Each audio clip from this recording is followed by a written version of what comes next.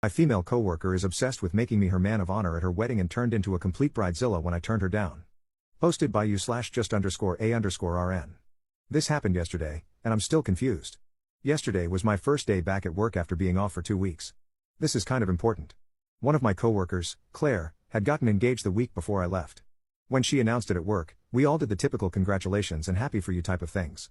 I thought it was over. So when I left for vacation, as far as I knew, no plans had been made. Then yesterday, when I returned to work, my boss Kelly and best friend Lisa said that Claire was looking for me. I asked what was up, and they weren't sure, but she was carrying a little gift bag. A few minutes later, Claire found me and asked how my vacation was. I was telling her about it, and she cut me off and said she had a very important question to ask. She handed me a little gift bag and asked if I would be her best man of honor for her wedding. I thanked her and told her that typically, this role would traditionally go to a close female friend or relative. She responded that there was nothing traditional about her wedding, so it was fine. I looked over at Lisa and Kelly, who were both trying not to laugh. I thanked her again, congratulated her, and told her that I wasn't interested in being part of her wedding party and would be happier being a guest in the audience. I swear, when I said this, we watched her entire demeanor change, and it was like a switch flipped. She went off, saying that I had to be in her wedding and that she didn't understand why I would say no. I told her that we'd only known each other a short time and that I had no interest in planning parties, dinners, or shopping trips. She told me I needed to think about it and said she would check back with me later. I told her to go for it, but my answer would be the same. She walked away, and I looked at Kelly and Lisa and asked, what in the ever-loving, fresh, creepy hell was that? Kelly started to laugh and said she didn't know, but that saying no like I did might have saved me a lot of headaches in the future. Lisa commented that Claire went straight to bridezilla mode and that this was a glimpse into what she was going to be like. Claire came back today, but she tried a different approach and handed me a list of what she wanted me to do and her vision of how she saw things. I asked her why she was giving me this, and she said that as her man of honor, these were my responsibilities. I told her again that I was not going to do any of this. She started up again, saying that she needed me to do this and how much fun it was going to be. Then she asked, haven't you ever wanted to be part of something special? I told her I already was. I'm a nurse. Enter Kelly, who sensed I needed help, and told Claire one of her patients needed her. I told Kelly that if this kept up, I might really need her help. She said she was already watching it and would step in if needed. What did I miss? We aren't that close. She just transferred to my unit from a different one 6 months ago. I had no idea who she was until then. Lisa is saying that she's close in age to me and might feel that alone is enough of a connection. Did I miss something? When we're asked, are we supposed to automatically gush and jump up and down in excitement? Why is saying no a bad thing? Update 1 day later. Hey everyone, first, I apologize.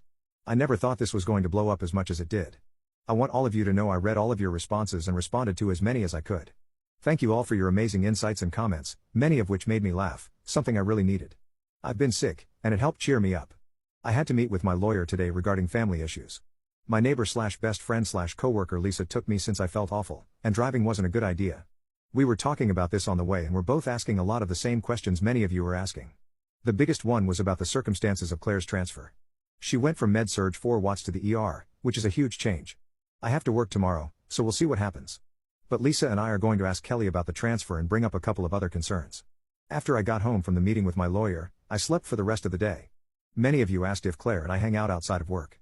The answer is no. I really don't know anything about her. I've helped her a few times with patients and other work-related things, but our relationship is 100% work-related. That's why I was so surprised when she asked me to do this. I was shocked that she asked me to be her man of honor. I have a very small friend circle, and honestly, I like to keep it that way. I really have no interest in being part of this. I'm not a wedding person. After reading so many bridezilla stories and hearing about over-the-top weddings, they've become a huge turnoff for me.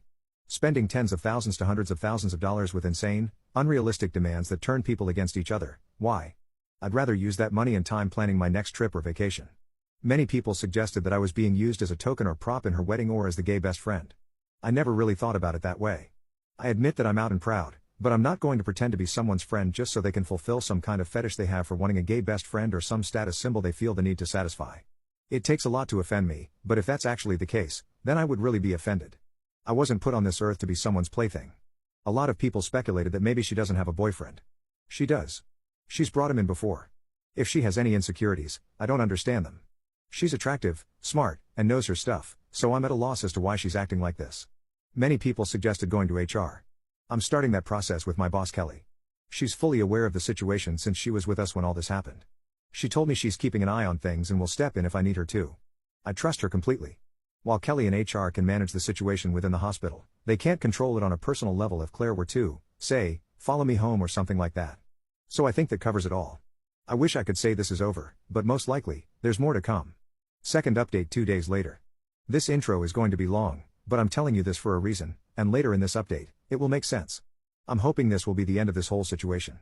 I was born into a family where I was referred to as an issue that needed to be dealt with. I lived in the shadow of my sister, who was the child my parents wanted. They only wanted one child, a girl, so dad would have his daddy's girl and mom her little princess. Then I came along. Keep in mind that I'm 23, so back then my parents had options but chose not to use them.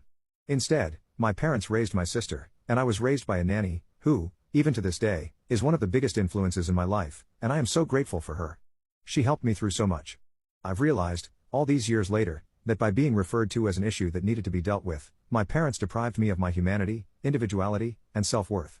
I think that's why I've worked so hard to establish myself in my career and life, as a way to reclaim my identity and not just be that issue that needed dealing with. This past Thursday, things came to a head with the bridezilla known as Claire, and the truth came out. My best friend Lisa has been sticking close to me when we worked together in case Claire started something. We weren't sure if she'd drop it or start up again. I was really hoping it was done.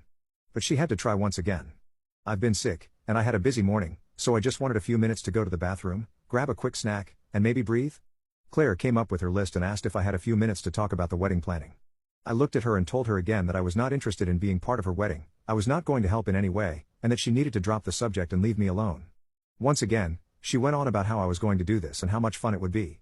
So I asked, why in the ever-loving, fresh, creepy hell is it so important for me to be your man of honor? I'm not interested, and I'm not doing it.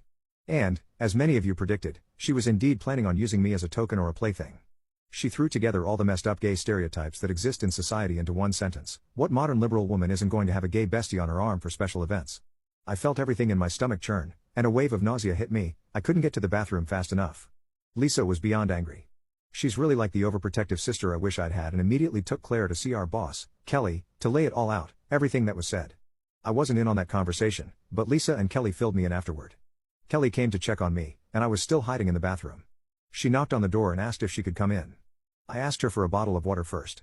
While I was waiting, I realized two things. First, I realized why I'd chosen not to hang out with Claire and why I didn't like her. I couldn't put my finger on it before, I just knew there was something that gave me the heebie-jeebies. But now I realized that I didn't like her because she reminded me of my sister. While Claire is educated and employed, she doesn't care about other people or their feelings. She's like my sister in that if she wants something badly enough, she'll figure out how to get it. The second thing I realized was that she did to me exactly what my parents did. She completely dehumanized me, reducing me to an object or token for her purposes. I was just a plaything to her. What really gets me is that, just like my sister, Claire doesn't think she did anything wrong and believes I'm being too sensitive or a delicate snowflake. The next day, an emergency meeting was held at work, and Claire was suspended pending investigation. They're also considering a transfer for her. Kelly has requested that she be terminated, but the director of emergency nursing said that would be a last resort. She's looking into options, which could include transferring Claire to a different hospital or facility. This didn't sit well with me. I asked what would happen if she did the same thing to someone else. She didn't really give me an answer but said she still needs to look into a few things, so for now, Claire is suspended. Anyway, that's where things stand. I'm still pretty sick and had to work this weekend. I'll try to respond if I can. Thank you all for the amazing support. I'm going back to my lawyer to see if he can arrange for a cease and desist letter to make sure she doesn't contact me. Heading to bed now. Have a good night. Edit. I keep forgetting to thank my boyfriend. He has been with me through all of this, mostly in the background. At first, we were laughing about it, but when everything went down on Thursday, he was there for me. Lisa was able to get him away from his unit for a bit so I could have that reassuring it will be okay boyfriend hug. He stayed with me a couple of nights, helping me through being sick as well. So yeah, I'm very lucky to have such great support.